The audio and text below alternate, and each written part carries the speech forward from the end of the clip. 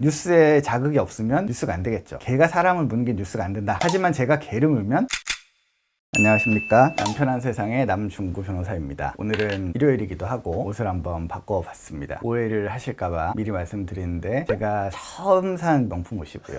앞으로 살 수 있을지도 불분명하지만 유튜브 채널을 하는 데 있어서 매일같이 밋밋한 옷만 입고 나온다는 저희 사모님의 지적에 겁나 지적당했어.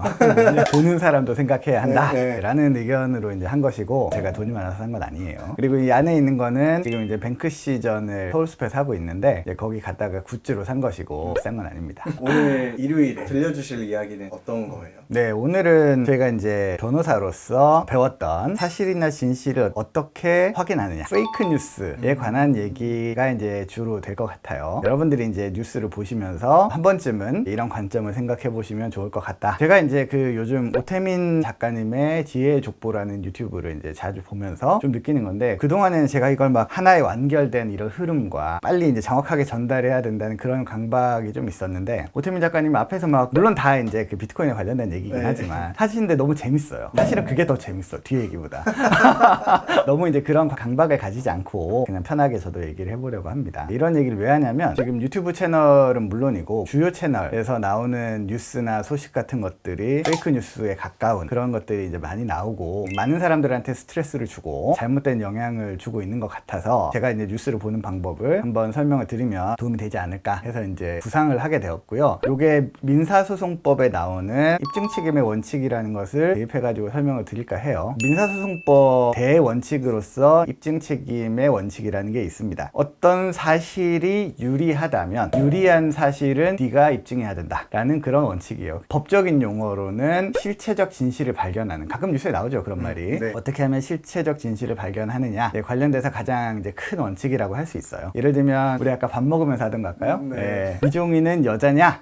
여자다 라는 사실이 만약에 저한테 할 건 없지만 유리하다면, 그걸 말하는 제가 왜 이종희가 여자인지에 대한 이유와, 더 중요한 거는 근거죠, 근거. 적어도 주민등록 번호라도 2번이 옆에 있잖아, 뭐 이런 정도의 증거라도 내세워야 된다 라는 그런 원칙이에요. 그럼 이게 이제 어떤 식으로 적용이 되냐면, 아까 잠깐 말씀드렸지만 유리한 사실을 주장하는 쪽에서 입증을 해야 되기 때문에, 반대쪽에서는 그런 사실이 없어, 이종희는 여자가 아니야 라고 말하는 것만으로도 충분합니다. 어떤 뉴스들을 봤을 때 저는 요즘 그런 경향을 많이 느껴요. 저도 기자분들 중에 아는 분들이 계신데, 원래 기자라는 분들은 어떤 사실을 정리하고 그거에 대한 근거를 다 확인한 다음에 기사를 내는 게 원칙이고, 근데 이제 어떤 의혹, 어느 정도의 그래도 약간의 근거가 있는 의혹들은 괜찮지만, 왜냐면 더 취재를 해야 나오는 거잖아요. 그게 아니고 그냥 아무 말이나 하시는 그런 분들도, 뭐 기자든 유튜버든 뭐 그런 분들이 계시잖아요. 그런 페이크 뉴스를 들었을 때 사람들이 왜 반응을 하느냐, 예를 들어서 조지 부시가 그랬잖아요. 이라크에는 대량 살상 무기가 있다. 그런 말들이 왜 어떤 영향력을 가지는지. 첫 번째, 사람들은 자극적인 걸 좋아합니다. 뉴스에 자극이 없으면 뉴스가 안 되겠죠. 개가 사람을 무는 게 뉴스가 안 된다. 하지만 제가 개를 물면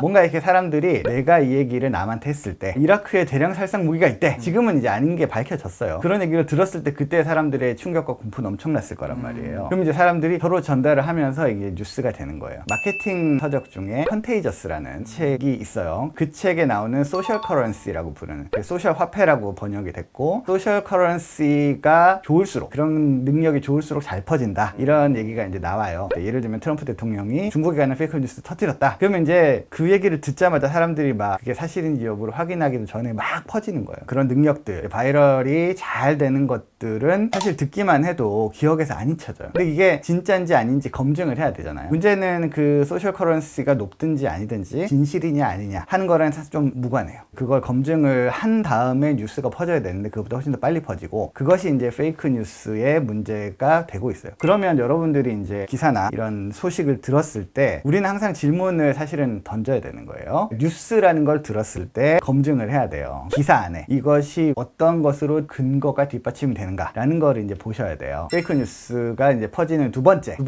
이제 이유로 보면은, 그 말한 사람의 이제 지위나 신뢰성, 신뢰성 이런 것들이 은근히 영향을 미치더라. 트럼프 대통령이 했던 중국에 대한 페이크 뉴스 같은 것들은 사람들이 왜 믿냐면 트럼프라는 사람의 엄청난 영향력과 그분이 미국 대통령으로서 사실 엄청난 정보들을 듣잖아요. 이제 그것에 이제 근거를 하나하나 다 밝히지 않을 뿐이지 그 사실은 근거가 있다라고 은연중에 생각하기 때문에 그런 거예요. 뉴스의 그런 공신력 같은 것들이 뉴스를 내보낸 사람의 영향력이나 이런 신뢰성 이런 것과도 연관이 있긴 해요. 뉴스 기사도 마찬가지입니다. 기사가 써 있는데 근거가 없어. 그런 것들을 봤을 때 이거는 사실인가 하고 넘어가야 되는데 소셜 커런시가 좋으니까 자꾸 퍼뜨리고 다니고 그걸 또 다른 기자가 받아서 그대로 복사해서 또 뉴스를 올리고 이러다 보면은 마치 이제 사실인 것처럼 퍼진다. 우리가 이제 페이크 뉴스에 자꾸 휘둘리지 않으려면 어떻게 해야 될까? 아까 처음에 얘기했던 이제 민사소송법상의 입증 책임의 원칙, 법 얘기를 하려는 게 아니고 다시 말씀드리지만 그런 사고방식으로 해야 된다. 어떤 뉴스를 터뜨렸으면 그 뉴스에 대한 입증은 그 뉴스를 낸 사람이 해야 되는 거예요. 뭐 중국이 곧 북한을 공격할 거다 또는 남한을 공격할 거다 라는 말을 했다고 쳐요. 그러면 전 세계가 난리가 날 거 아니에요. 그럼 이제 중국은 황당하겠죠. 우리는 그런 일이 없다. 그러면 공격하려고 했다는 거를 트럼프가 입증해야 되는 거예요. 누구한테 뭐 무슨 제보를 받았다. 증거가 있는데 그건 나중에 공개하겠다. 뭐 이런 식의 얘기를 했을 때 뉴스를 보는 입장에서는 그러면 이분이 실제 근거를 내세울 때까지는 안 믿어야 되는데 반대죠. 근데 이제 여러분들이 그거에 휩쓸리시면 안 되고 어느 정도의 증거가 이렇게 명확하게 드러나기 전까지는 아니라는 사람 쪽의 말을 믿는 게 원칙이다. 그래서 저는 기사를 볼 때 기사의 제목을 찬찬히 봐요. 제목 자체가 별로 신빙성이 없는 것 아예 읽지 않습니다. 그럴듯한 것들만 클릭을 해요. 그러면 뭐가 좋냐? 시간을 아낄 수 있고요. 자기의 머릿속을 복잡하게 하지 않을 수 있습니다. 하여튼 그런 식으로 저는 이제 뉴스를 보고 여러분들께서 본인이 피해자가 아닐 때는 사실 잘 모르는데 조금이라도 연관돼 보면 바로 알게 돼요. 너무 괴로운 일이고 설명을 해도 믿어주지 않고 그러면은 굉장히 절망감에 빠지게 되는 그런 일들이 벌어진다. 추가로 여러분들이 이제 머리를 덜 복잡하게 만들려면 우리가 흔히 말하는 레카 유튜버라든지 너무 자극적인 기사를 쓰는 매체 이런 곳에서 쓰는 뉴스들을 걸러서 보시는 게 좋겠다. 뭘 기준으로? 근거를 기준으로. 뭐 예를 들면 유부남과 미혼인 분이 열애설이 났다. 너무 솔깃하고 너무 막 재밌지만 그 재밌는 것이 진실이 아닐 수 있다 라는 거를 항상 이제 마음에 놓고 기준을 가지고 뉴스를 보시면 훨씬 더 깔끔하게 뉴스나 세상을 보실 수 있을 것 같다. 이제 오늘 정리를 해보면 결국에 이제 페이크 뉴스라는 주제를 가지고 우리가 어떻게 하면 실체적인 진실을 발견하느냐에 대해서 이제 간단히 말씀을 드렸던 것 같아요. 페이크 뉴스는 1번 소셜 커런시가 높고 2번 뉴스를 만들어낸 사람의 신뢰성이나 지위가 높은 경우에 더 이제 많이 퍼지는 경향이 있지만 그것이 실체적 진실인지 아닌지는 그런 것과 무관하게 얼마나 적당한 근거가 있는지가 중요하다. 그리고 여러분들이 그 뉴스가 자극적이라고 하더라도 그게 진실이 아닐 수 있다는 사실을 생각하면서 보시면 좀 더 뉴스를 정확하게 보고 머리가 덜 복잡하고 그런 일들도 좀 예방할 수 있지 않을까라고 생각을 합니다. 그리고 뉴스 얘기는 아니지만 여러분들이 나중에 어떤 의사결정 같은 것들을 하실 때도요. 보통은 투자죠. 어떤 것이든 여러분들이 어떤 사실을 판단할 때는 그분들이 얼마나 자극적인 얘기 또 얼마나 높은 신뢰성을 가진 사람이 하는 얘기인지 이런 것들이 중요한 게 아니라는 말씀을 다시 드리고 싶어요. 이 사업이 실제로 그런 수익을 낼 수 있는 근거가 무엇이냐 그 근거가 믿을만하냐 그거를 보시면은 사실 사기도 조금은 피해 나갈 수 있는 그런 방법이 되지 않을까 싶습니다. 오늘은 여기까지 하고요. 오늘도 시청해 주셔서 감사합니다.